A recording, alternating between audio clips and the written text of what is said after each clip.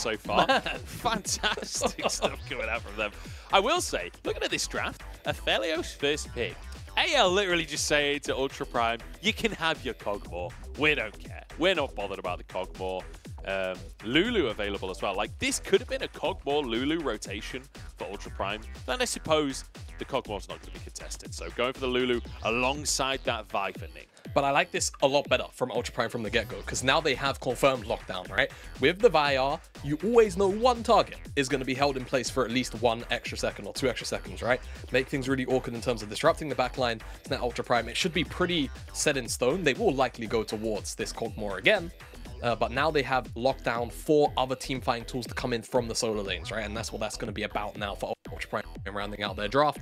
For anyone's legend, however, going towards this Ksante early on does make me wonder whether or not they're going to sacrifice the jungle pool or the support pool, right? Because you want to try and have an enchanter into an enchanter matchup. It seems like they will sacrifice the jungle pool for now as they go towards the Karma, which is something that I suppose I haven't thought about so much in the grand scheme of things, but with the way some of the support items are changed, things like Hery coming in, we could see a little bit more of it just because it can definitely work with some of these new support items a lot easier in this new patch.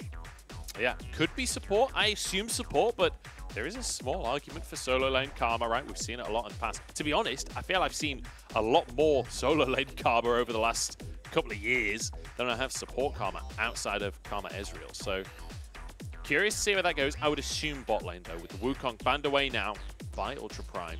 And we'll see what anyone's legend want to focus out here. The bot lane's locked in. Perhaps mid laners, or in fact, I guess they're looking towards top lane. They also know that Hery likes a carry. Yeah, I think this also just says to me that ZDZ is likely just going towards that Gragas or the Sion again, right? And they don't really want to have to deal with Gwen into one of those tank matchups. And now speaking with a couple of players over the last couple of days and just asking, hey, you know, what has changed in the meta, right? A couple of pro players. What has changed in the meta from 13.8 to 13.10? The resounding answer was generally when it came to the top side of the map, that tanks were in, and it was just tanks plus Gwen and the occasional Jace. That was pretty much it. So with Jace and Gwen now banned, expect to see ZDZ sit pretty comfortably on the top side as they also remove away Hery's Rumble, which was definitely causing them a whole bunch of issues in the team fights in the early stages in particular. Yeah, it certainly was. Even though Hery didn't win the game with the Rumble, he still had an individually great performance. The Nico is locked in. You assume for Forge here in the mid lane. There are 2 different builds as well. There's an AP build and an AD build. They changed the way the passive works so you can become a minion now. This is... I'm so ready for this game. Oh man, I'm ready for the shenanigans. Not only do we get the first Milio on a major region, we're also going to get the Nico here in game number 2. Eyeing up the Kha'Zix on the opposite side now with the Syndra locked in already. It could make for a very, very strong 2v2 at level 6 in particular. Isolating a target, blowing them up really is their choice. However, I feel like in a game like this, when you're dealing with Lulu, Vi, something like Kha'Zix, bit of a hard sell. Maybe they go towards something like Viego or the Lee Sin. I think it's a little bit more safe, a little more staple. And that's exactly what they'll do. So the level 6, still very powerful in terms of skirmishing for anyone's legend. And they know exactly what they're signing up for. It will be Nico in the mid lane if the first hover is to be believed from Ultra Prime. And we'll see exactly what Hery wants to do into this Ksante. Because, you know, you can just kind of match tank for tank. That would be very much 13.8. But Hery, like you said, right, likes to lean on more carry-esque oriented picks. This is a nice middle ground though, isn't it? A little bit of front line, a little bit of strong side laning prowess of the Gnar. Definitely a decent direction individually for Hery to go, and definitely for the team composition as a whole. Yeah, certainly going to be good setup, right? It's something Hery's played a lot in the past too, so we'll have to see how this new composition is going to work out for Ultra Prime. One thing I will say, look at this wombo combo. Gnar ultimate into Nico ultimate with the rocket on top. SwordArt can use his wild growth on Ning or Hery. If everyone from AL groups up at the wrong time, the fight will end in a split second. It will just be over. However, we've got a Merc on my screen. That's a good sign. That means we're going to game number 2. Anyone's legend straight off the bat. Going for it. Okay, we're already in the... Wow, I don't know what's happening. Hello. Ning taking a good chunk. Xiaohao forced away as ZDZ arrives. I don't even know who got the Raptors. I'm pretty sure it was Ning. Yeah, Ning got half of it because he's got 2 CS. And with the 0 CS of Xiaohao, I don't think the invade went the way they wanted it to go. That's about the extent of my knowledge of how that invade went. Yeah. As, yeah.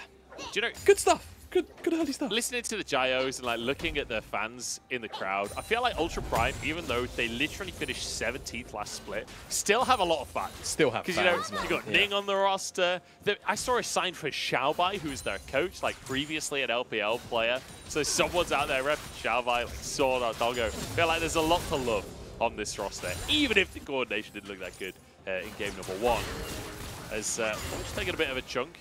And I love that both bot lanes now going cool for game number 2. Heavy trading in the mid lane. Jamada, talk me through this mid lane matchup just a little bit. Like Syndra versus Nico, like both very aggressive, very bully heavy mid laners. Yeah, definitely both very bully heavy laners. Now, it's been a while since I've seen Syndra and Nico, so forgive me if my knowledge for any connoisseurs, I suppose, out there is a little dated, but if I recall correctly, the laning phase in the early stages can be a little bit rough for Syndra because I think the Q can kind of, to a point, outrange and be a lot more irritating to deal with in comparison to Syndra's own poke and Qs. But once the level 6 comes in, that's where things get a little bit irritating, because if you're Nico, even if you find the route onto pinz into Syndra, right, you then have to flash the scatter the weak, otherwise, if you're casting your R, you're just gonna nothing, right? So, all-ins one-to-one feel a little bit difficult to pull off. Xiaohao is waiting in the wings and wants to interrupt the flow of this mid lane 1v1. The scat connects. The stun is good. He dodges away from the root as well. The slows there from the red buff. Don't think he'll go for flash. There it is. Yeah. Forces flash for flash, as you say. But Forge will survive. Yeah, Forge will survive. Still definitely winning out on the early stages of this laning phase, however. And I expect that trend, I suppose, to continue. It's only really when level 6 comes in where things feel a little bit difficult. Tangle Barb's very, very close to connecting. But junglers can smell the blood in the water, man. Yeah, Ning wanted to go for something there. He's going to have to go back to his chicken. Xiaohao, who's very aware of that first chicken spawn when he was on the red side, wants to go over the chickens on that first spawn once again. Ning trying to perhaps go for an invade. No, sees the crab's gone and decides to return to his own side. Yeah, doesn't want anything to do with it. But now, Flash blown for Forge. So there is definitely some room for Xiaohao to find another return gank in the coming minutes, especially once level 6 comes in. It's really easy to find setup from the side of pinz. Just press your R and press E, and it's really difficult for Forge to get away from. So that's something that Ultra Prime now going to have to be very, very concerned about, and also shore up some defenses around the mid lane, right? Vision constantly keeping Ning relatively close to the lane as well. So we've got to look at that bottom lane as well, because yes, it's kind of a bot lane from MSI, sans the Karma, obviously, but the difference is, at MSI, we saw tons and tons of mid laners roaming down to the bottom lane. We basically saw like 4v4 bottom lanes in a lot of games. A lot of dives coming on through. That's much more difficult to pull off now because the mid lane wave will arrive at the same time as the bottom lane instead of earlier. So it means that it's much harder for a mid laner to move down without either A, teleporting, which you can now do at 10 minutes, or B, sacrificing waves, sacrificing tower play. So keep your eyes on that, not just today, but over the next couple of weeks of how teams develop their strategies around the way that the waves would now work. Yeah, exactly. I'm really curious to see what exactly happens and what develops from that matter, right? Because I feel like for so long, roaming from the mid lane has been such a crucial, facet to the game. But now that it should theoretically be a lot tougher, I do wonder whether or not it will eventually also push us towards more scaly mid laners as well. No pun intended, because there's Nico in the mid lane. Anyway, that is a new level pun. Yeah, I guess she does. She's kind of a lizard, right? Here we go behind enemy lines, but Forge slightly shy on his ultimate. Gets a great tangle barbs though. Who needs your ultimate when you've got Qs like that? Zorah, next target for Doggo as he tries to finish the job off. Zap should be available any second now. Goes wide though. Zorah keeps himself alive. Ooh. Only just, but he gets away with the skin of his teeth. Yeah, he does, but Ultra Prime still walk away with the first kill of the game, and it goes into the Nico's back pocket. pinz will probably claim at least one plate here for the roam, but still, Forge makes the most of it, gets the kill. The Dragon doesn't go over, however, to Ultra Prime, so that's still going to feel a little bit sad, but they blow a lot of crucial summoner spells, and they hold on to Doggo's flash at the end of the exchange. So Forge sneaking on through, pretending to be the jungler, despite the fact they can see Nick. But a great little double route there. Yeah, and Chompers as well, on top of it, just make it difficult to walk away from. Impossible if you are Aphelios, unfortunately. Zorah able to escape, like you say, skin of his teeth. Q doesn't connect. Tangle Barbs also empowered W there. yeah, just great footwork. And at the end of the day, just because of the way that resets had to come out and Anyone's Legend returning to the map sooner, they will pick up this first dragon. And I do want to return to the conversation we had just a minute ago before the dragon all kicked off in the timing of the waves, because it's not just going to change rotating to bottom lane like we talked about, but it's also going to change how you fight for priority for Drake, right? When you think of like the last, I don't know, forever in League of Legends, it's been fight for mid lane priority, transition to Drake as a team. Maybe send a top laner to bottom lane to try and get that prio, but it comes after. That's like the second priority after mid lane. That's going to have to change, sure, where with mid lane arriving at the same time, you can't just prioritize mid lane for prio in the same way versus bot lane, if that makes sense. Trying to say prioritize this many times in a sentence, I've confused myself, but I think it made sense. Yeah, no, it did. And, you know, like I kind of posed the question of earlier, right? Do we move towards these mid laners which are a little closer to hyperscalers? Do we maybe move towards global mids, right? Things like Twisted Fate, Galio, Rise, things that can cheat the tempo and kind of subvert some of those issues of maybe missing some waves around roams. Hard to know, hard to say. We're getting picture-in-picture of Ning doing skull crap. I'm sure there's some context there that we nice. Well played, Ning. Well played. That is some clean scuttle crabbing, if I do say so myself. The most coordinated I've seen Ning all day so far. Oh no. Oh no. Coordinated with himself. Yes. We've got ZDZ trying to contest the big scuttle crab up at the top side. But we'll have to walk away for now. And you can see Xiaohao's like, you know what? You can have Herald. I don't care about Herald. I'm taking your blue buff. I'm taking your Gromp. I'm taking your whole bot side. And potentially diving. There is a cannon underneath. They could push for the next wave to go under. Don't know how confident they are to go for a dive, but Xiaohao is level 6. Xiaohao's level 6. He does have priority and is going to start to move down now as well, but I just wonder about the wave positioning and whether or not it's going to be a little bit too fresh. But the pressure alone of just moving into fog is enough. You can see Ultra Prime just have to respect this, right? You don't know where the Syndra is. Syndra could be waiting in that tri-brush right now, for all they know. They will slowly start to reapproach as the rest of Anyone's Legend back away. Yeah. Minions missed, plate picked up, objective accomplished still for Anyone's Legend. I mean, not just one plate. Like they've got 3 plates 9 minutes in without a Herald. This is a dominant bottom lane, and this is you're basically witnessing what Karma brings to the table versus the other enchanters. The other enchanters mostly about making your AD carry stronger, whereas Karma will defend your AD carry a bit, but will give you massive poke, massive wave clear in that bottom side. So a lot of early priority by just locking that Karma in. And great presence, like you say, from Xiaohao to set up for those plates. Herald now comes down. Ning has just taken the Herald, made a beeline straight to the bottom lane to punish these resets. Yeah, punish the resets. We'll get 2 plates as well. So extra little bit of gold for both SwordArt and Doggo will feel at the very least a little bit nice, given how much CS they had to miss on the bottom side of the map as Forge. Oh yeah. Oh yes. Let's go. Yes. Which one's the fake one? That one. We found it. Pinz not having any of it. Not having any of it. The best part was he did it in vision as well. Yeah, Forge is like literally reading champion abilities mid-game here. He's like, what is this? What does Nico He's do? Like, wait a minute, I can turn into a mid. All right, round 2. Round 2. He's done it on awards. I mean, like, what wave ever stacks like this? He's running around. Well, I love you, Nico. I don't care if it's good. I'm enjoying it. That's the main thing. But the damage shots have been seen there from Forge, who is just having a whale of a time. You love to see it. Drake coming up, though, in a minute's time. AL were the first one to get it, so this could be 2 for them. Zorah fighting for vision control already. Yeah, it's fine. I'm sorry. I had to recover from that one, to be honest. All right, vision control being taken here by Anyone's Legend. And that's a really nice trifecta of wards, actually. So all they really need is mid lane prio, move into fog, and then just try and bait Ultra Prime in, right, to the side, see if they can actually find the pick. They actually maybe want pinz, but they don't know.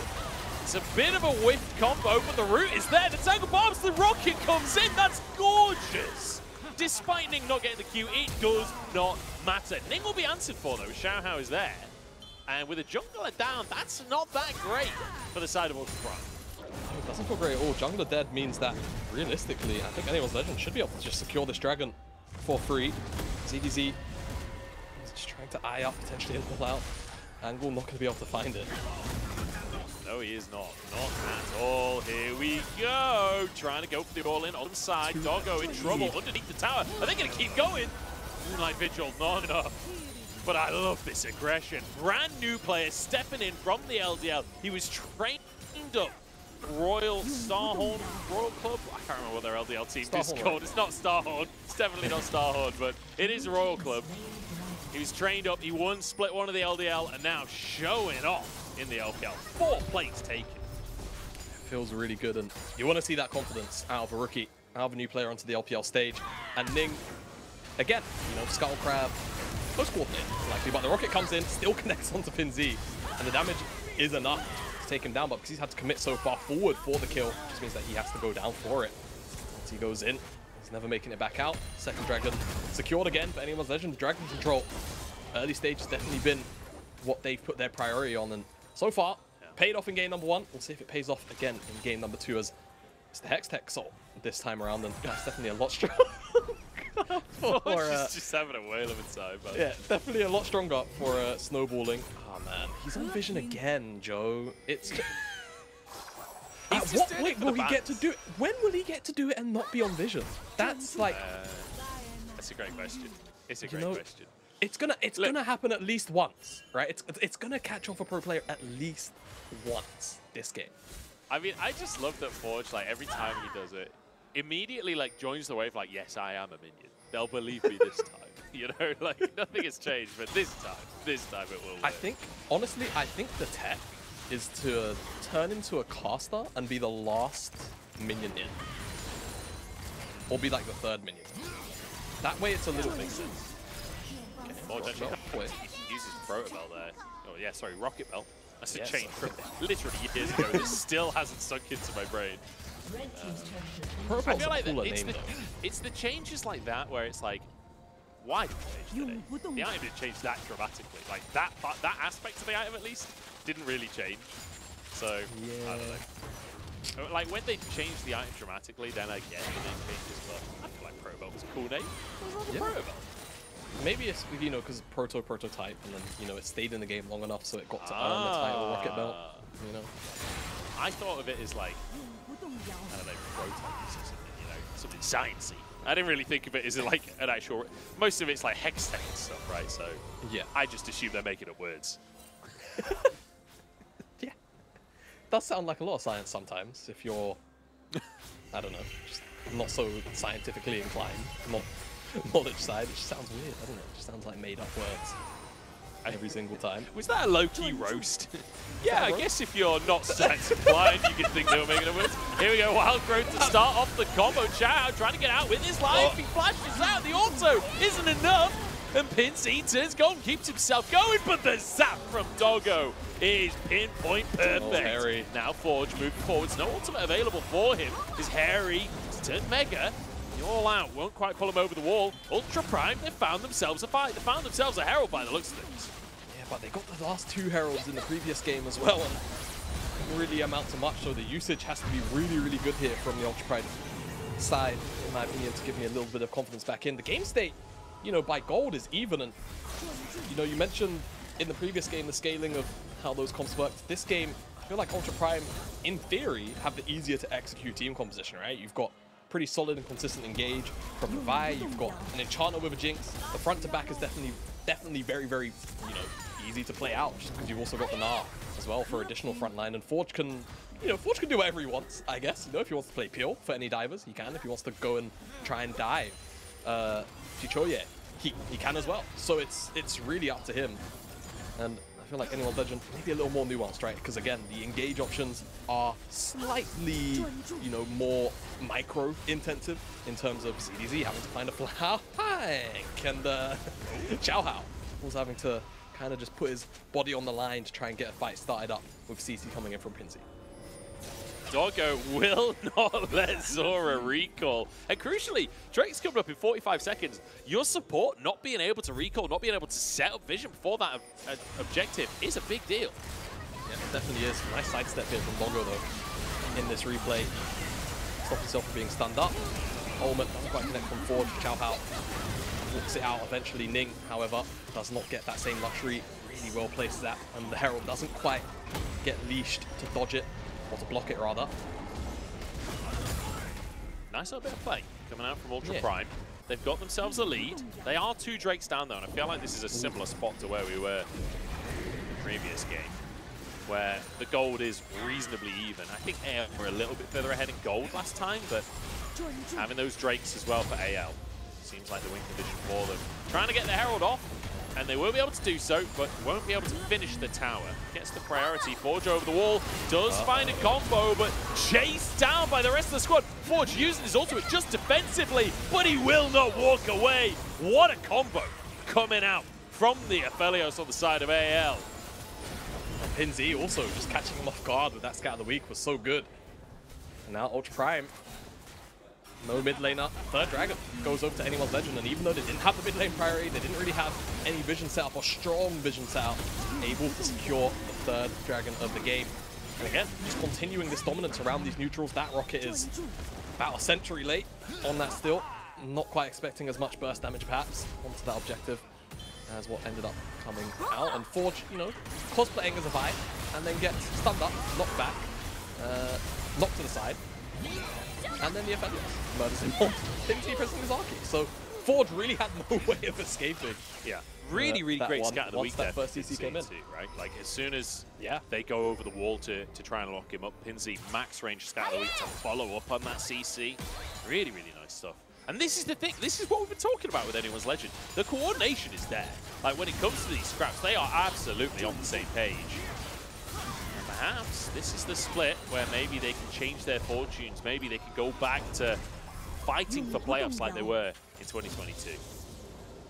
Yeah, definitely could be. It's only a 1 series sample size, you know? So I don't want to get overhyped. I'm not gonna, you know, I'm not gonna fulfill Orcs' role from summer 2022 where he was, you know, he's dressing up as a panda. I'm not gonna do that. But what I'm saying is that anyone's legend definitely look a lot stronger from this 1 series sample size than they did throughout pretty much the entirety of spring. So much more coordination in tow for this side right now. Yeah, I will say, zhiqiuyi looking pretty good. Zorah doing a good job in the 2v2 as well. Like, the new bottom lane, I'm fairly impressed so far. Like you say, it's a very small sample pool, but off of first impressions, I'm pleased with what we're seeing here from anyone's legend. I hope we can keep it up. But Ultra Prime not done just yet. Oh, the minion nearly works out. Forge. 15th time is the charm as he tries to find the route. Won't quite get it though. Good little dodge coming out from zhiqiuyi. ZDZ now trying to fight for vision control. Drake is not up for another 3 minutes. I'm not sure why we're all fighting for bottom river. Funny, isn't it? You know, one thing actually, we've got some downtime. I don't know. Why did they buff Gale Force's cooldown? Why did they lower it again? Can we talk about that for a second? I'm just saying, you know, now technically it's not as good early game. Oh, bloody hell.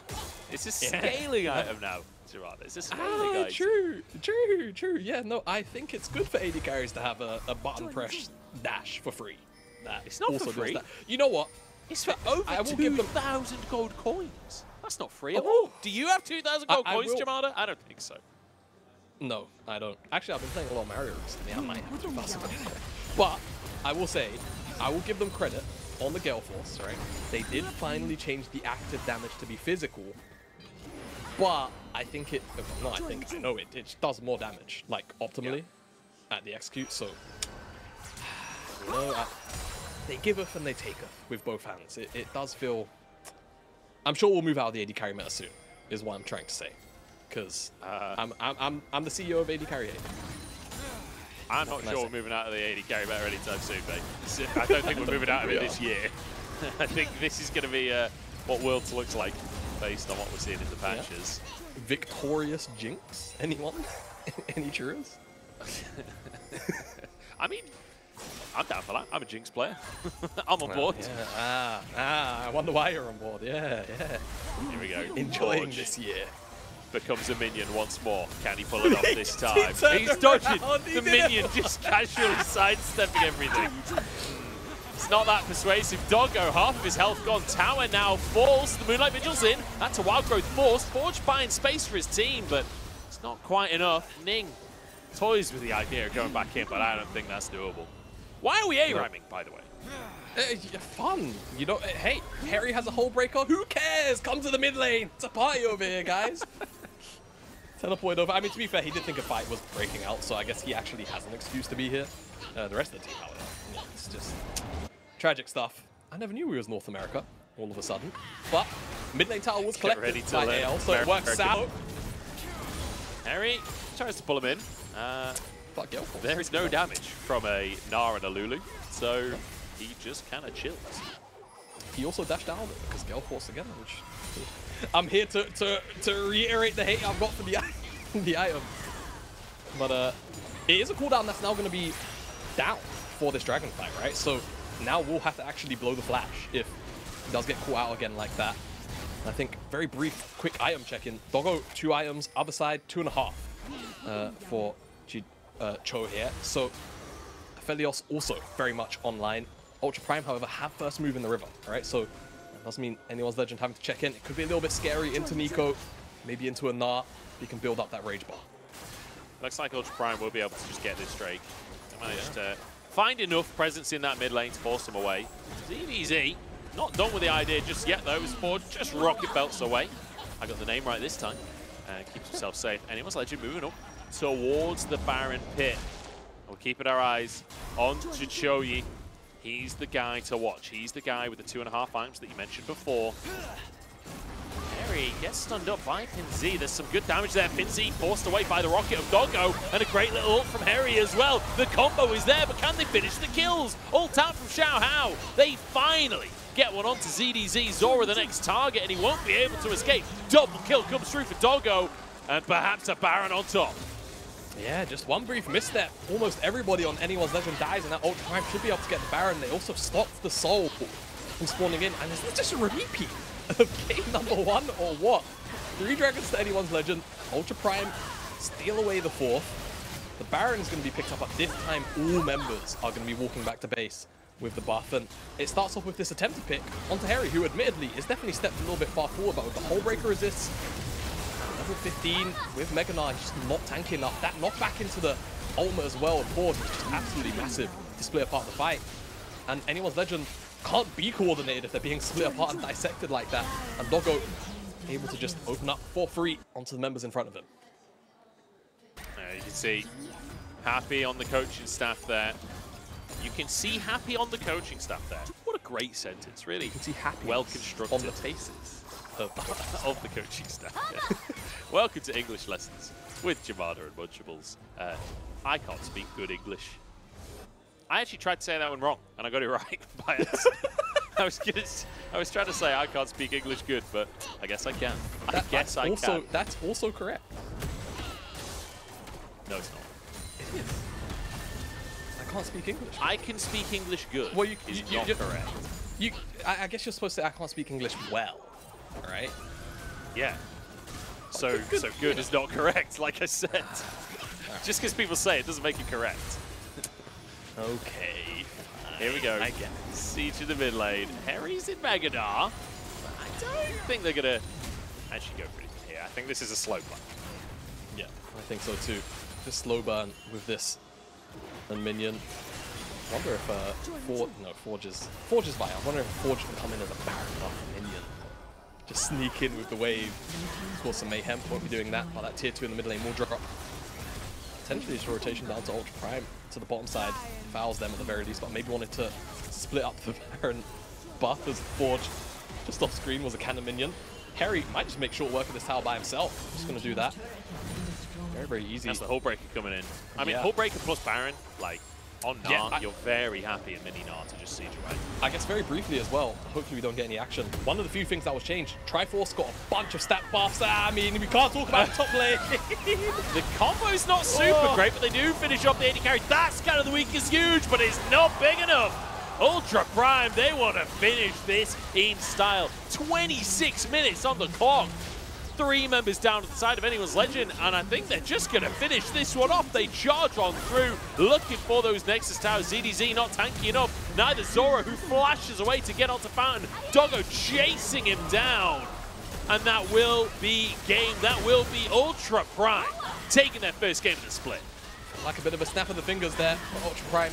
Find one pick in the mid lane, into Baron, into game end. And he feels pretty good to come back from what was starting to feel like maybe a bit of a suffocating loss, but you know, towards the end there, pinz ultimate plus the scowl was big. Gnar from Hery was bigger, and that's 2 games in a row where Hery has just had an insane amount of impact in some of these team fights. Continue to dominate the 5v5s, even though he had more of a split push orientated build.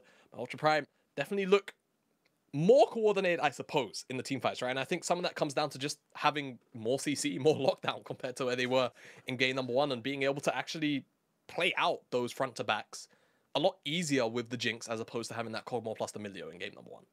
Yeah, absolutely. I think as well, the decisiveness of what we saw from Ultra Prime here was the key, right?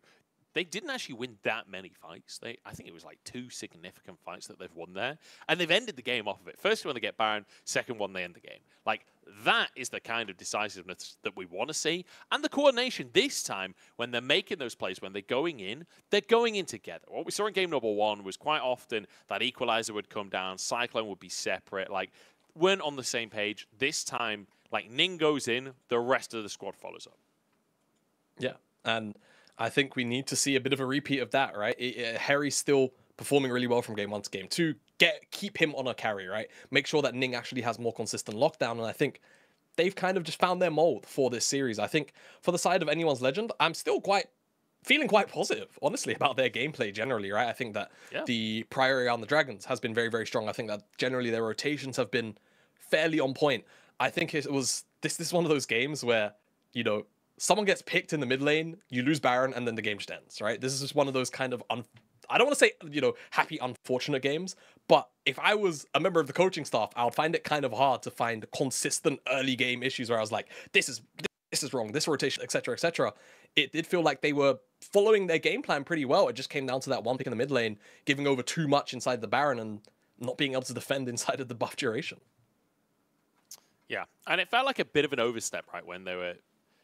The Drake was already gone, and then getting picked off after the Drake, right? Like, you need to be moving in there earlier. You need to be contesting while the Drake's still available, and then being caught out of position after the Drake, it's a bit unfortunate for anyone's legend. So, certainly cracks in the armor being shown for the team after we've been praising them a lot for their coordination. I'm impressed by zhiqiuyi, I don't know if I'm ever going to be able to regularly pronounce that name. It doesn't look anything like it sounds. We've been told it's... that's the worst part. Zhiqiuyi, which ZH is like a J sound. QIU is Cho, hence, you know, Cho. And then Yi, you know, like Yi. So, yeah, we'll try. But, you know, knowing that and getting it in your brain automatically is 2 different things entirely. Doggo, great game, though, on the Jinx. Fantastic stuff. I loved the bit where he was just, like, ruining Zorah's recalls. I think that was one of my favorite moments of the game. Also, Forge on the Nico, just being one with the minions. Absolutely vibing. One with the minions. He is assimilated with the people. And, yeah, honestly, found a couple of strong Nico ultimates, which did end up, you know, costing anyone's legend a lot. I think specifically when the mid lane pick happened, I think the fact that Hery was able to knock back 2 people into a knock-up, which just kind of secures those kills, really did pay off the heaviest of dividends because it won them the game off the back of it. And it does make me wonder now where not only Ultra Prime are going to go in terms of, you know, draft priority, but also like kind of game plan priority, right? Because they've given up a lot of the early Dragons. It's felt like a bit of a conscious decision because they've gone towards the Heralds roughly around the same time as, right? So Do they feel like they can put up with that pressure? And will Ultra or will Anyone's Legend actually change their macro plan? Will they continue to prioritize the dragons? It feels like a pretty consistent way to punish Ultra Prime at the minute. Again, it just feels like it came down to that one pick in the mid lane where they overstepped, lose the Baron, and then also, like you mentioned as well previously, the 4th dragon, a very similar thing, just a little more discipline around those neutrals once they're spawning up. Yeah. And it feels like Anyone's Legend have so far been the stronger team. It's up to Ultra Prime still to continue to upset the way that the first game went, and then a lot of this second game did too. Well, we'll have to wait and see if they can make that happen. We're going to jump into a break, and then we'll go to the decider for the very first series of the Summer